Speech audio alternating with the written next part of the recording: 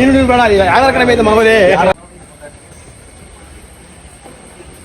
Hi friends, ನಮಸ್ಕಾರ ರೀ ಎಲ್ಲರಿಗೂ. ನೋಡ್ರಿ, ಇದು ಕೊಟ್ಟಿಯೂರು ದೇವಸ್ಥಾನದ ಪಾರ್ಟ್ 6 ಲಾಗ್ ಆಗಿರ್ತೈತ್ರಿ. ನಾನು ಹೇಳಿದ್ದೆ ಲಾಸ್ಟ್ ಲಾಗಲ್ಲಿ ಅಕ್ಕೆರೆ ದೇವಸ್ಥಾನದ ಈ ಸೈಡ್ ಅಪೋಸಿಟ್ ಸೈಡಲ್ಲಿ ಇಕ್ಕೆರೆ ದೇವಸ್ಥಾನ ಇದೆ, ಅದನ್ನ ನೋಡಬೇಕು ಅಂತ ಹೇಳಿ ಬಂದೆ. ಹಸ್ಬೆಂಡ್ ಅವರು ದರ್ಶನ ಮಾಡ್ಕೊಂಡು ಬರೋದು ಲೇಟ್ ಆಯಿತು, ಅಲ್ಲಿ ಕ್ಯೂ ಇತ್ತಂತೆ ಜಾಸ್ತಿ. ಅವರು ಬರೋ ತನಕ ಈ ದೇವಸ್ಥಾನ ನೋಡಬೇಕು ಅಂತ ಹೇಳಿ ಈ ಸೈಡ್ ಬಂದ್ಬಿಟ್ಟು ನಾನು ಹಂಗೆ ನೋಡ್ತಾ ಇದ್ದೆ. ನೋಡ್ರಿ, ಈ ದೇವಸ್ಥಾನ ಹೆಂಗಿದೆ ಅಂತ ಹೇಳಿ ಒಂದು ಕಂಪ್ಲೀಟ್ ದೃಶ್ಯವನ್ನು ನಾನು ನಿಮಗೆ ತೋರಿಸ್ತೀನಿ.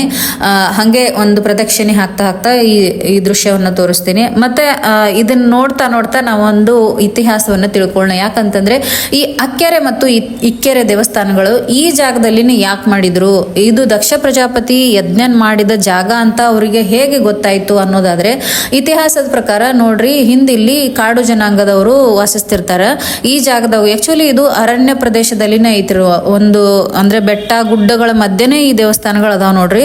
ಫುಲ್ ಫಾರೆಸ್ಟ್ ಏರಿಯಾ ತರ ಇದೆ ಅದು ನೋಡ್ಲಿಕ್ಕೆ. ಫುಲ್ ಕಾಡ್ ಇದೆ ಒಂಥರ. ಅದರ ಮಧ್ಯದಲ್ಲಿ ಈ ದೇವಸ್ಥಾನ ಮಾಡ್ಯಾರ ನೋಡ್ರಿ.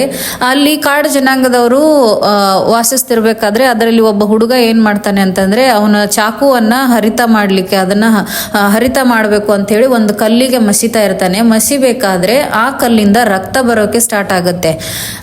ಆ ಕಲ್ಲಿಂದ ರಕ್ತ ಬರೋಕೆ ಸ್ಟಾರ್ಟ್ ಆದಾಗ ಅವನು ಊರವ್ರ ಮುಂದೆ ಈ ವಿಷಯ ತಿಳಿಸಿದಾಗ ಅವರು ಅಂದ್ರೆ ಸೂಕ್ಷ್ಮವಾಗಿ, ಅಂದ್ರೆ ಜ್ಯೋತಿಷ್ಯರಿಗೆ ಇವರೆಲ್ಲ ಕೇಳ್ಬಿಟ್ಟು ತಿಳ್ಕೊತಾರೆ.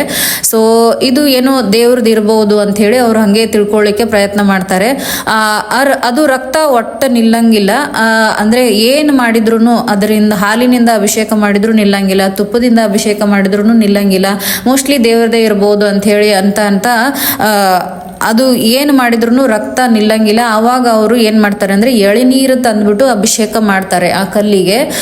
ಆವಾಗ ರಕ್ತ ಬರೋದು ಸ್ಟಾಪ್ ಆಗುತ್ತೆ. ಮತ್ತಿದು ಅಂದರೆ ಒಬ್ಬರು ಜ್ಯೋತಿಷ್ಯರಿಗೆ ಕೇಳಿದಾಗ ಅವ್ರು ಹೇಳ್ತಾರಂತೆ, ಅವರು ಸೂಕ್ಷ್ಮ ದೃಷ್ಟಿಯಿಂದ ಜ್ಯೋತಿಷ್ಯರು ಮತ್ತು ಕೆಲವೊಬ್ಬರು ಋಷಿಗಳು ಕೂಡಿ ಹೇಳ್ತಾರಂತೆ, ಇದು ಸ್ವಯಂಭೂ ಲಿಂಗ ಇದೆ, ಇದು ದಕ್ಷ ಪ್ರಜಾಪತಿ ಯಜ್ಞ ನಡೆಸಿದ ಜಾಗ ಅಂತ ಹೇಳಿ ಅವರು ಕ್ಲಿಯರ್ ಆಗಿ ಹೇಳ್ತಾರಂತೆ. ಆವಾಗ ಇದು ಗೊತ್ತಾಗುತ್ತೆ, ದಕ್ಷ ಪ್ರಜಾಪತಿ ಯಜ್ಞ ಮಾಡಿದ ಜಾಗ ಅಂತ ಹೇಳಿ.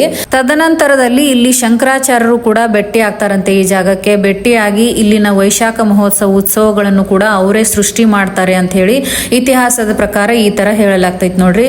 ಇದ್ರ ಬಗ್ಗೆ ಇನ್ನಷ್ಟು ಮಾಹಿತಿ ನಾನು ನೆಕ್ಸ್ಟ್ ಲಾಗ್ ಅಲ್ಲಿ ಕಂಟಿನ್ಯೂ ಮಾಡ್ತೀನಿ.